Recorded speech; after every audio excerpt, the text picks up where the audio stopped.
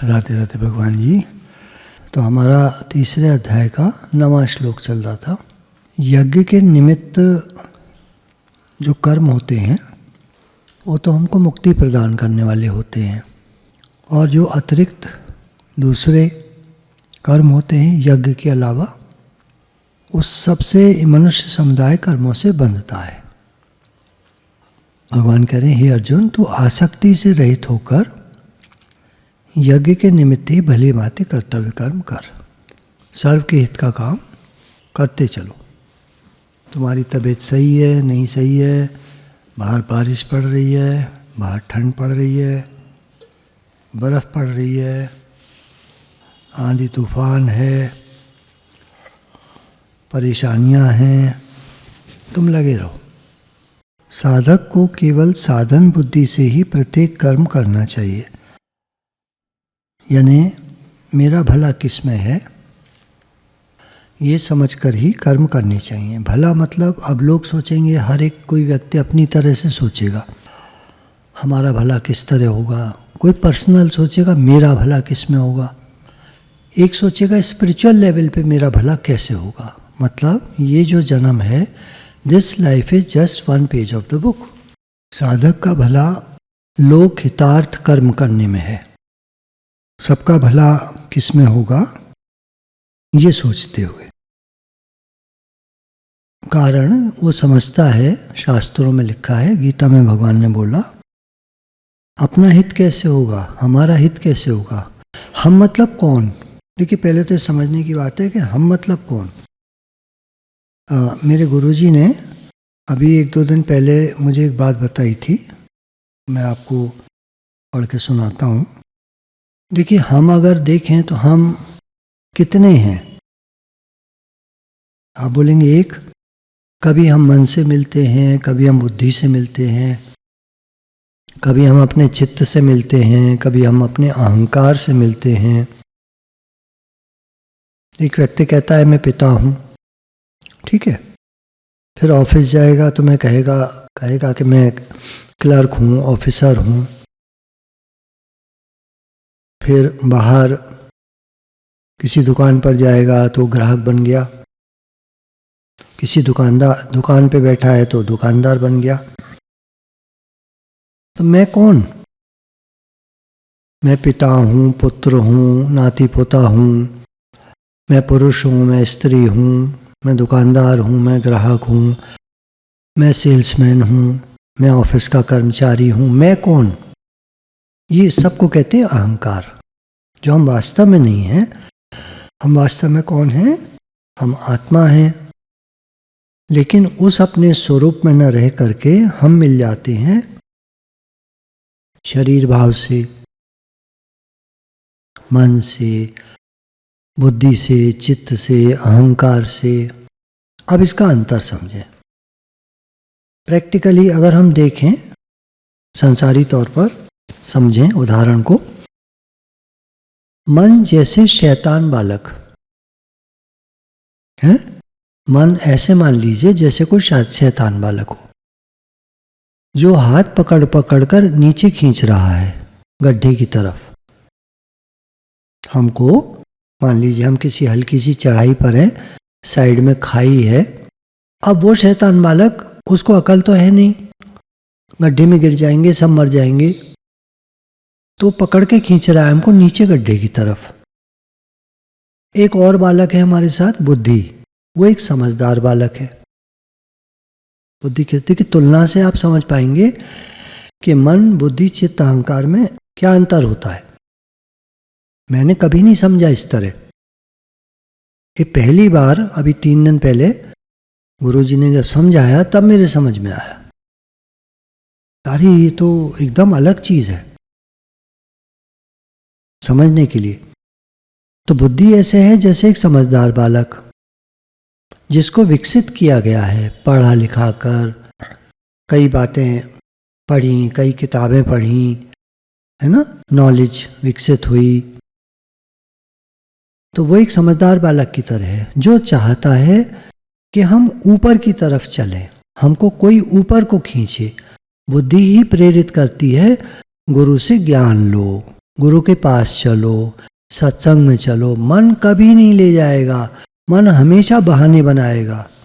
अभी जैसे तबीयत ठीक नहीं थी तो किसी ने कहा कि आज रहने दीजिए, वो कर देते हैं प्रेजेंटेशन। तो मैंने कहा जितना भी होगा, जैसा भी होगा, मुझे सेवा करनी है तो करनी है।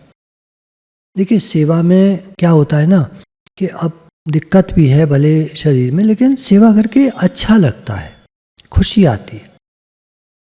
तो बुद्धि का काम है, वो हमको खुशी देना चाहती है। वो एक समझदार बालक की तरह है जो हमको ऊपर चढ़ाना चाहता है, और मन एक नासमझ और एक बेवकूफ और एक शैतान बालक की तरह है जो हमें नीचे खींचना चाहता है। ये फर्क है मन और बुद्धि में। अब सामान्य लोगों में क्या होता है, ये मन योगियों के तो मन होता नहीं, हो तो उठा के अलग रख देते हैं, आपको पहले ही बताया था। लेकिन सामान्य लोगों में ये मन शैतान बालक जोरदार होता है। ये हर समय राज्य करता है उन पर। लोग सोचते हैं हम बहुत खुश हैं, हमारे पास बहुत पैसा है, हमारे पास सब कुछ है, हमारे पास सारी चीज़ें हैं, सुविधाएं, और हम बहुत खुश हैं, सब कुछ है हमारे पास। और वो मन से मिले रहते हैं पूरे टाइम, और वो सोचते हैं हमारा राज्य चल रहा है, जबकि चल रहा होता है मन का राज्य। और जब कोई विपरीत परिस्थिति आती है तो वो समझ पाते हैं हम तो धराशायी हो गए, मैं तो बर्बाद हो गया, मैं तो ये हो गया, वो हो गया। अब ये भी मन से मिले हुए हैं, मन को नचा रहा है। अब मन कह रहा है तुम बर्बाद हो गए, तुम्हारे मन के हिसाब से कुछ नहीं हो रहा, तुम सब कुछ उल्टा पड़ गया, अब सब खराब हो गया। ये भी कौन है? ये भी मन है। कोई दुख आएगा तो बड़ा दुख आ गया, ये भी मन है। क्योंकि आत्मा माना समता। यदि हम समता में हैं, समबुद्धि है हमारी, निश्चयात्मिका बुद्धि है, तो हम अपने स्वरूप में हैं, स्वयं में कह लीजिए। आत्मा मतलब स्वयं, मैं खुद। बुद्धि समझदार तो है, लेकिन एक कमजोर बालक की तरह है। बताया था ना, एक समझदार बालक जिसे विकसित किया गया है, जो चाहता है ऊपर की तरफ खींचा जाए, लेकिन है वो कमजोर कंपैरिजन टू मन, जो शैतान बालक है और बहुत ताकतवर है। ये बहुत बड़ा फर्क है मन और बुद्धि में। चाहता तो है ऊपर जाना, पर ज्यादा बल नहीं होने के कारण कुछ कर नहीं पाता।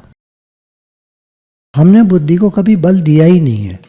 जो लोग बहुत पढ़ते लिखते रहते हैं, इंटेलेक्चुअल्स होते हैं, इंटेलेक्ट उनका बहुत डेवलप्ड होता है, विवेकशील होते हैं, अच्छा बुरा सही गलत को समझते हैं, इनकी बुद्धि ताकतवर हो जाती है।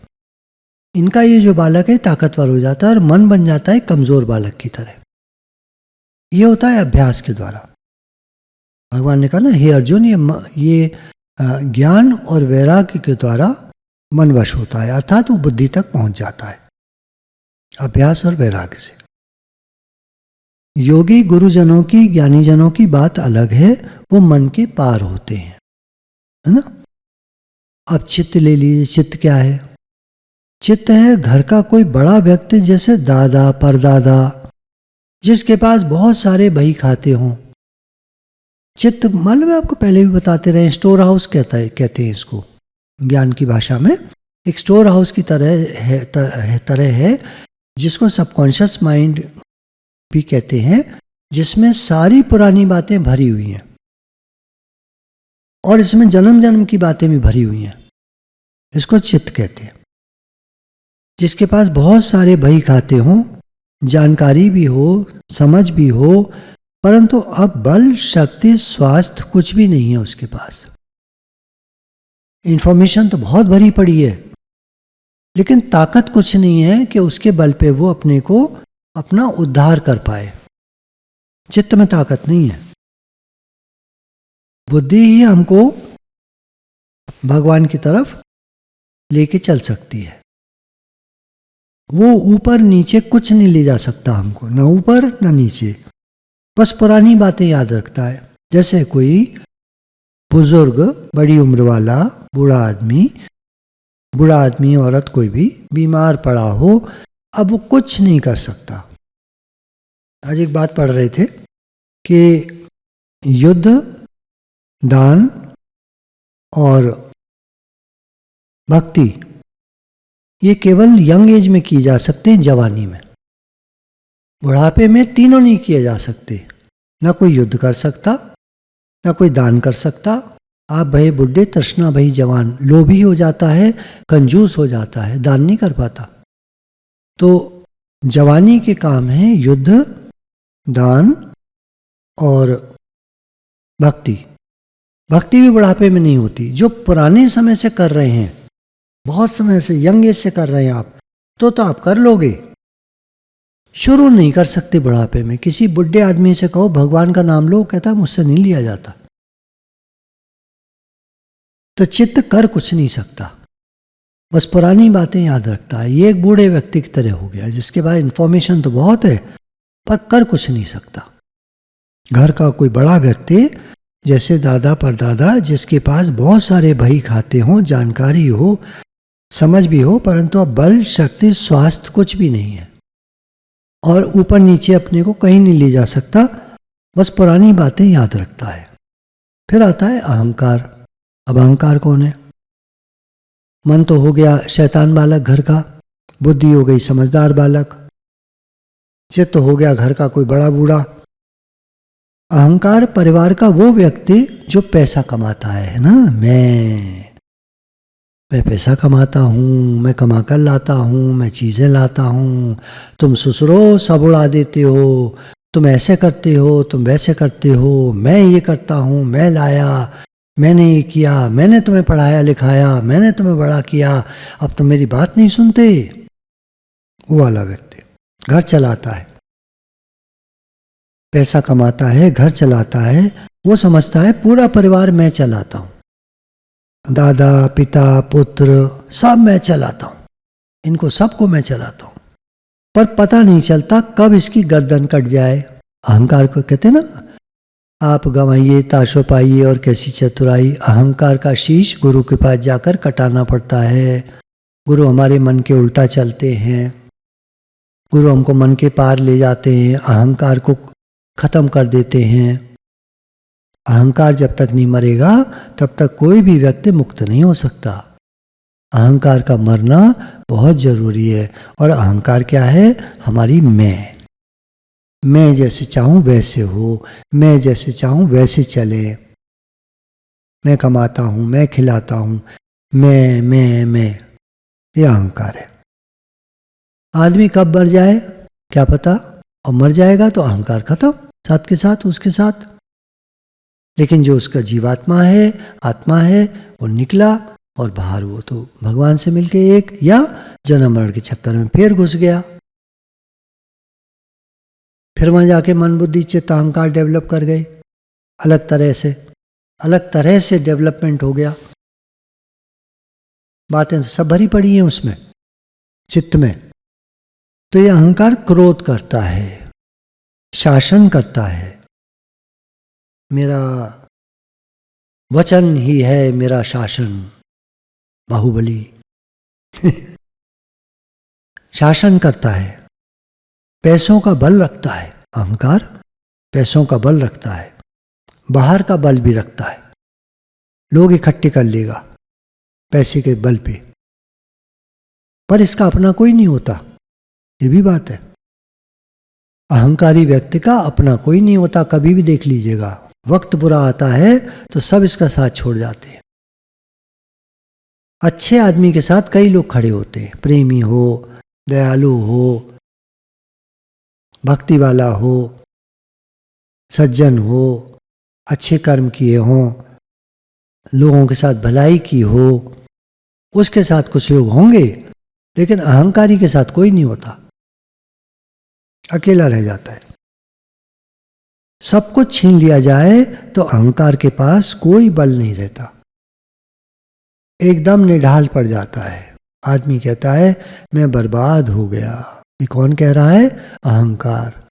हम तो जो बचपन में थे, वही जवानी में, वही बुढ़ापे में, हमको पैसों के आने जाने से, उम्र के, शरीर की उम्र के घटने बढ़ने से किसी बात से कोई फर्क नहीं पड़ता। जो हम बचपन में थे, फोटो देखिए बचपन की, यंग एज की देखिए, फिर बड़ी एज की देखिए, फिर और बड़ी एज की, फिर बुढ़ापे की, सारी फोटो देखिए, आप सबको कहेंगे मैं हूँ मैं हूँ मैं हूँ मैं हूँ। तो ये कौन बोल रहा है? ये मैं, ये बच्चे को कह रहे मैं, तब तो वो बच्चा था शरीर तो। पर ये जो कहने वाला है ये मैं हूं, वो आत्मा है, पर गलत जगह लगा रहा है मैं। हम भगवान के हैं, भगवान हमारे। असली लगाना है हम भगवान के हैं, भगवान हमारे। तो आपने इसको समझा, मन बुद्धि चित्त अहंकार। तो हमारी किस बात पे बात चल रही थी? कि साधक को केवल साधन बुद्धि से ही प्रत्येक कर्म करना चाहिए, उसे अपनी मुक्ति के लिए कर्म करना चाहिए। वो कैसे होता है? दूसरों का हित करके। दूसरों के हित के लिए कर्म करने से अपना अपना हित होता है, अपने लिए कर्म करने से अपना हित नहीं होता। तो दूसरे कौन है? दूसरा क्या है? इसको हमने समझा। दूसरे ये सब हैं, मन बुद्धि चित्त अहंकार, ये भी दूसरे हैं, लोग भी दूसरे दूसरे हैं, शरीर भी दूसरा है, सब कुछ दूसरा है। तो सबके लिए जब हम इनके लिए भी, औरों के लिए भी, दुनिया वालों के लिए, सब मिला लीजिए, सब एक ही थाली के चट्टे बट्टे, ये सब एक हैं। और हम स्वयं, हम भगवान के हैं, भगवान हमारे हैं, ये फर्क है। दो हैं, हम भगवान के, और ये शरीर सहित सब कुछ दुनिया, ये दूसरा। तो अपने लिए भी जो कर्म करता है वो ऐसा जानकर करता है कि मैं स्वयं के लिए कुछ नहीं, आत्मा को कुछ है ये नहीं, आत्मा करता है, कुछ करता भी नहीं है। देखिए आत्मा की बात इसलिए लेनी पड़ रही है, वैसे तो हम भक्ति की बात लेते हैं सारे टाइम, लेकिन समझने के लिए, है ना, सर्जिकल स्ट्राइक है ना, ये सर्जरी की जाती है, क्या है क्या है क्या है अंदर। दूसरों के हित से अपना हित अलग मानना गलती है। दूसरों का हित करोगे तभी अपना हित होगा, अपने हित के चक्कर में पड़ोगे तो वो कर नहीं पाओगे। कैसे? तुम आत्मा हो तो कुछ तो तुम्हारा हित है ही, तुम तो मुक्त स्वरूप हो ही। और अगर तुम अपने को शरीर मान रहे हो, मन मान रहे हो, बुद्धि चित्त अहंकार मान रहे हो, तो अपना हित कभी कर ही नहीं सकते। अजीब पहेली है। इसलिए लौकिक तथा शास्त्रीय जो भी कर्म किए जाएं वो सब के सब केवल लोक हितार्थ। भगवान ये शरीर संसार से मिला है, संसार के लिए, सबके हित के लिए मैं कर्म करता हूँ। संसार में हमारा शरीर भी और मन बुद्धि चित्त अहंकार ये सब मिलाकर एक पुंज बनता है, सूक्ष्म शरीर कहते हैं इसको। ये शरीर के साथ शामिल है, इसके लिए भी और सबके लिए भी मैं जो भी कर्म करता हूँ वो लोक हितार्थ करता हूँ, सबके भले के लिए करता हूँ, अपने सुख के लिए नहीं करता। क्योंकि अपने सुख के लिए अगर मैं कुछ करूँगा तो बंधन हो जाएगा, अर्थात जन्म मरण का चक्कर चालू रहेगा। तो सर्व के हित के लिए कर्म करने से कर्म वास्तव में सही कर्म हो जाता है, और भगवान को अपना मानने से, अपने स्वयं को मैं भगवान का हूँ, भगवान मेरे हैं, ऐसा मानने से योग हो जाता है। तो इसको कहते हैं कर्म योग। गुरु भगवान के प्रेम के अनंत अनंत शुक्राने हैं। राधे राधे भगवान जी।